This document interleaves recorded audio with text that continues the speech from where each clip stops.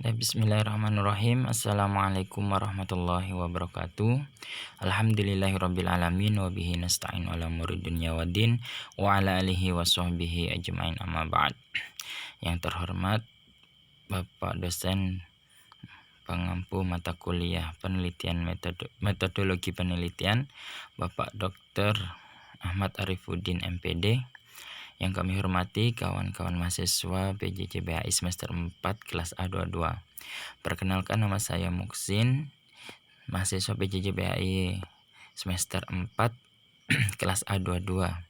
Berikut akan kami presentasikan proposal yang telah saya rancang.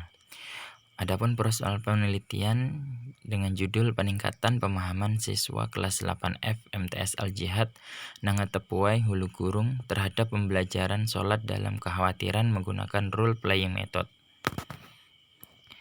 Dalam bab 1 saya sajikan tentang sholat yang mana merupakan perkara wajib yang tidak bisa kita tinggalkan bagaimanapun keadaannya. Nah, berangkat dari situ, ada macam-macam sholat, yaitu sholat khauf merupakan salah satu cara pelaksanaan sholat di luar kenormalan, yang mana tidak sama dengan sholat 5 waktu. Kemudian sholat khauf merupakan sholat yang mungkin jarang dilaksanakan, yang mana mengakibatkan kurangnya pemahaman siswa di dalam pembelajarannya. Kemudian penelitian akan dilakukan secara kualitatif dengan latar belakang rendahnya nilai siswa pada pokok bahasan sholat khauf. Role play method sebagai kunci peningkatan pemahaman siswa dalam belajar. Adapun problem statement, rendahnya hasil belajar siswa kelas 8F Madrasah Sanawiyah Al-Jihad di Desa Nangatepuai, Kecamatan Hulu Gurung, Kabupaten Kapuas Hulu, Kalimantan Barat dalam pokok bahasan sholat dalam kekhawatiran. Reset question yang saya gunakan, yang saat pertama, bagaimana praktik pembelajaran sholat dalam kekhawatiran di Madrasah Sanawiyah Al-Jihad selama ini? Nanti kita akan teliti. Kemudian yang kedua, bagaimana minat belajar siswa 8F Madrasah Sanawiyah Al-Jihad dalam pokok bahasan sholat dalam kekhawatiran, sehingga menyebabkan rendahnya nilai atau kurangnya pemahaman. Kemudian yang ketiga, apa saja kesulitan siswa 8F dalam mempelajari pokok bahasan sholat dalam kekhawatiran? Relevansi dan pentingnya penelitian. Penelitian ini menurut saya sangat penting, yaitu penelitian tentang peningkatan pemahaman siswa kelas 8F MTS Al-Jihad Nangatepuai Hulu Gurung terhadap pembelajaran sholat dalam kekhawatiran menggunakan role playing method.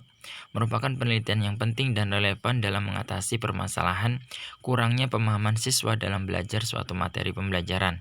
Penelitian ini diharapkan mampu meningkatkan pemahaman siswa dalam memahami suatu materi pembelajaran sholat khauf.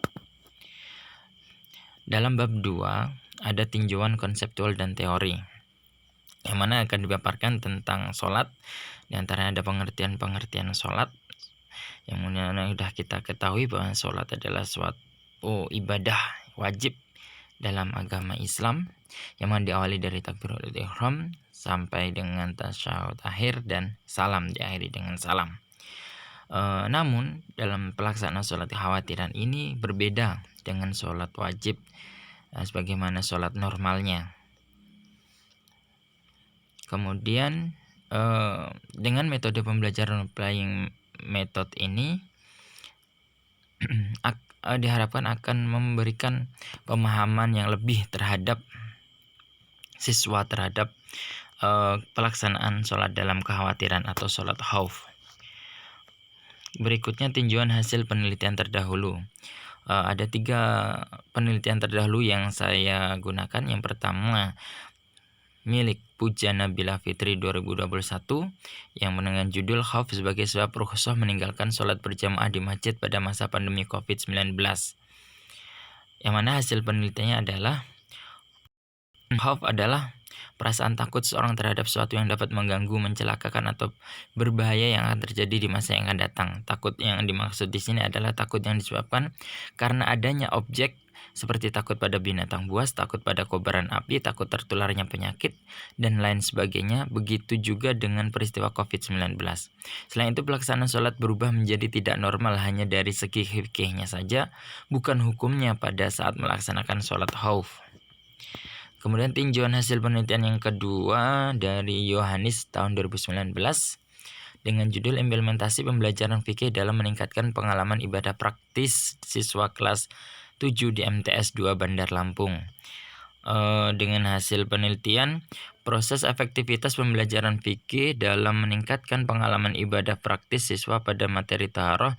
Data-data tersebut yang selanjutnya dianalisis oleh peneliti untuk dilihat keefektivitasan pembelajaran fikih dalam meningkatkan pengalaman ibadah materi wudhu, yaitu sebagai berikut. Metode yang digunakan dalam proses pembelajaran taharah yang berupa ceramah, poster komen, demonstrasi, video player. Tidak semuanya dapat menciptakan keefektivitasan dalam proses pembelajaran karena masing-masing metode tersebut memiliki kelebihan dan kekurangan. Namun peneliti melihat metode pembelajaran yang lebih tepat untuk materi wudhu adalah demonstrasi. Hal ini dikarenakan dengan metode demonstrasi peserta dididik mempraktekkan langsung. Kemudian tinjauan hasil penelitian yang terdahulu yang ketiga dari Abdul Waris 2019 yang berjudul Penerapan Metode Pembelajaran Role Playing pada Mata Pelajaran Fikih Materi Sholat Berjamaah pada Siswa Kelas 7 MTS Nur Iman Samarinda.